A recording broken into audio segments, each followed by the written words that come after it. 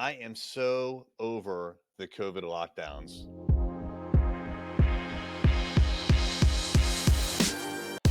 What's happening? It's Eric J. Olson. Yes, just like you, I am definitely over the COVID lockdowns. But I don't know if it's just me or maybe everybody's kind of feeling like this, but I feel like I've been camping out, like literally camping at a campsite for the last year. I've been working from home like most white collar workers have.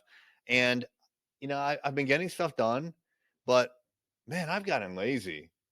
So, like I exercise in the morning and I find myself like just barely getting to my computer right off of like an exercise that I did, all sweaty. I don't care.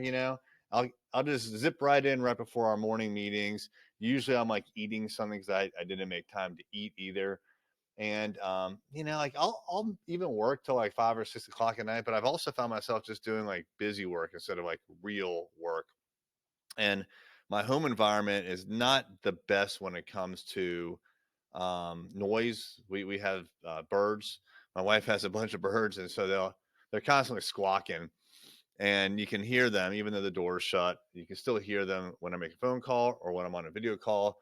And I can't do things like record podcasts there, so I have to come into the office to do that. But it just means that I kind of avoid stuff as far as like phone calls and video calls. But I need to take a lot of them. But I realize that frankly I'm just getting lazy, and I got sick of it. And so, it took a whole year, but I've had enough camping out. I'm done with it. So I've been coming into the office for the last week. This is Monday that I record this, and this is the beginning of week 2. And you know what? There's a change. It's not quite as easy as just boom, you come into the office. Like there's an absolute mind shift that has to happen in order for you to get back into the office. And I think most white collar workers aren't willing to do that. I think, I don't know if I speak just for me or everybody else, but I actually found myself kind of like hoping that the lockdowns would just kind of continue. I don't know how long, but maybe for a lot longer because I really just didn't want to get back into real life, I guess. And it's I don't know, it's kind of strange. I was talking to a friend of mine about it, and he said that he feels like it's almost been like semi-retirement.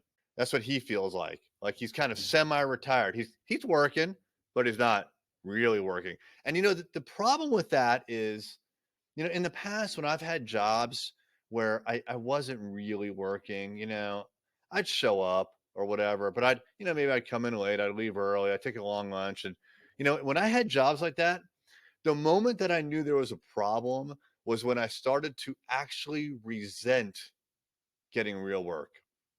And I found that for me, it seems like a lot of people in the corporate bureaucracy are like that. They resent getting real, meaningful work that requires a lot of brain power and a lot of time and effort. And they'd rather just do the mundane, busy work and basically just put a check in the checkbox and say that they're working.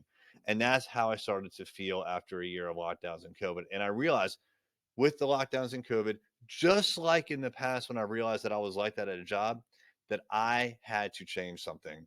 And so that's why last week I started coming into the office. I'm the only one here. There's no one else here. And you know what? That's fine because I get to come in here. I get to focus.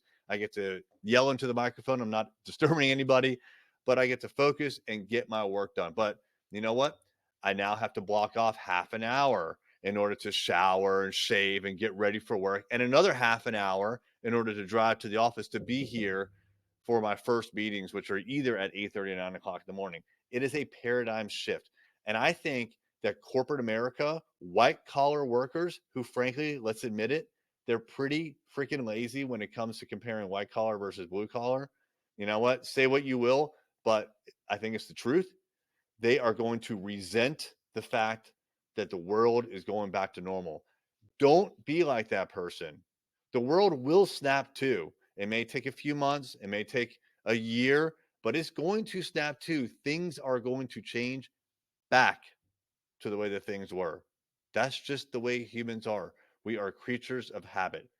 Granted, there's probably going to be some flexibility when it comes to working from home, but companies are going to want you in the office. So don't resist the change. As a matter of fact, be a leader in this because it is going to happen. And many, many people, your colleagues, are going to resist it. Don't be that person. Lead the charge. Hey there, it's Erik J. Olson. I wanted to let you know about my book, $1,000,000 Journey: How to Launch a Seven-Figure Business. This is the story of what it took for me to go from freelancer with no clients, no employees, no revenue, to growing a $1,000,000 business.